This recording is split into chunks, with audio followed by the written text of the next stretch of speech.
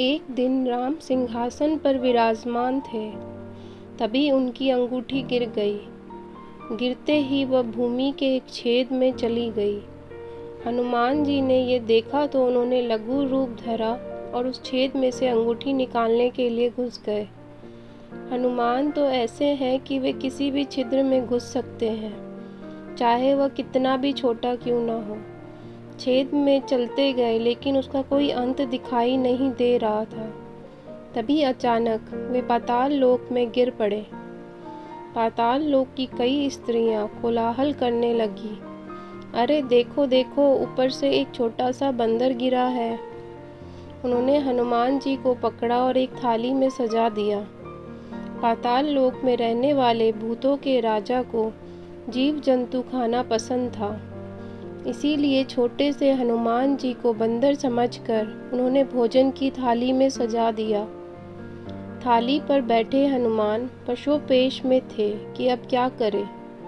उधर राम जी हनुमान जी के छिद्र से बाहर निकलने का इंतजार कर रहे थे। तभी महर्षि वशिष्ठ और भगवान ब्रह्मा उनसे मिलने आए। उन्होंने राम से कहा, हम आपसे एकांत में वार्ता करना चाहते हैं। हम नहीं चाहते कि कोई हमारी बात सुने या उसमें बाधा डाले।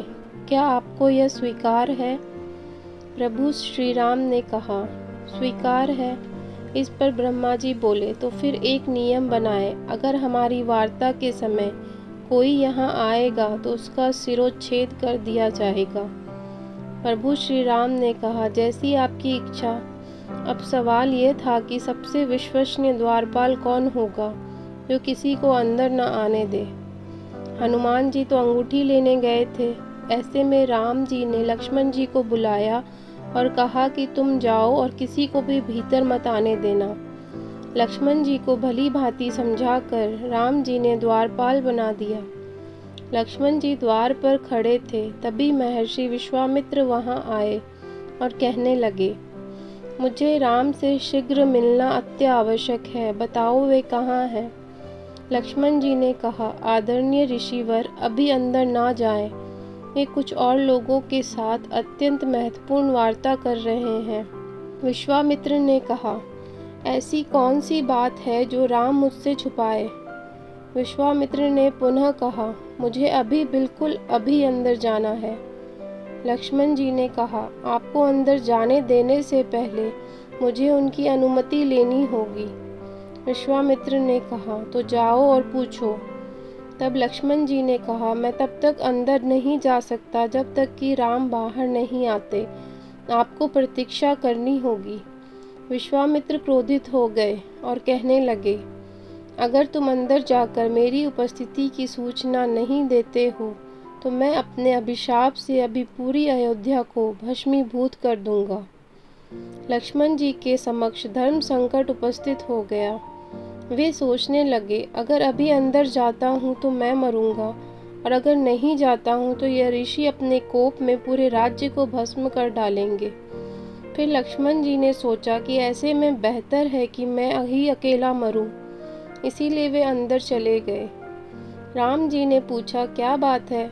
लक्ष्मण जी ने कहा, महर्षि विश्वामित्र आए हैं। राम ने कहा, अंदर भेज दो। विश्वामित्र अंदर गए। एकांत वार्ता तब तक समाप्त हो चुकी थी। ब्रह्मा और वशिष्ठ राम से मिलकर यह कहने आए थे कि मृत्यु लोक में आपका कार्य संपन्न हो चुका है। अब आप अपने राम अवतार रूप को त्याग कर यह शरीर छोड़ दें और पुनः ईश्वर रूप धारण करें। ब्रह्मा और वशिष्ठ ऋषि को यही कुल मिलाकर उन्होंने कहना था। लेकिन लक्ष्मण ने राम जी से कहा, भ्राताश्री, आपको मेरा शिरोच्छेद कर देना चाहिए। राम ने कहा, क्यों? हमें कोई और बात नहीं करनी थी, और मैं तुम्हारा शिरोच्छेद क्यों करूं? लक्ष्मण जी ने कहा, नहीं, आप ऐसा नहीं कर सकते। आप मुझे सिर्फ इसीलिए छोड़ नहीं सकते कि मैं आपका भाई हूँ। यह राम के नाम पर एक कलंक होगा। मुझे दंड मिलना चाहिए, क्योंकि मैंने आपके एकांत वार्तालाप में विघ्न डाला है। यदि आप दंड नहीं देंगे तो मैं प्राण त्याग दूंगा।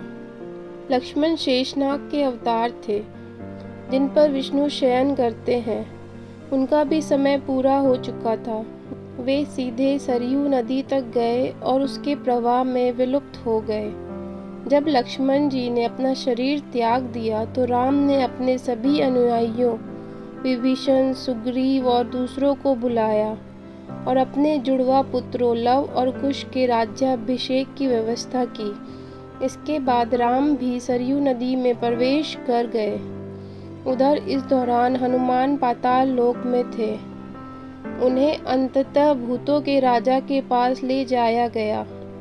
उस समय वे लगातार राम का नाम दोहरा रहे थे, राम राम राम। भूतों के राजा ने पूछा, तुम कौन हो? हनुमान जी ने कहा, मैं हनुमान। भूतराज ने पूछा, हनुमान यहाँ क्यों आए हो?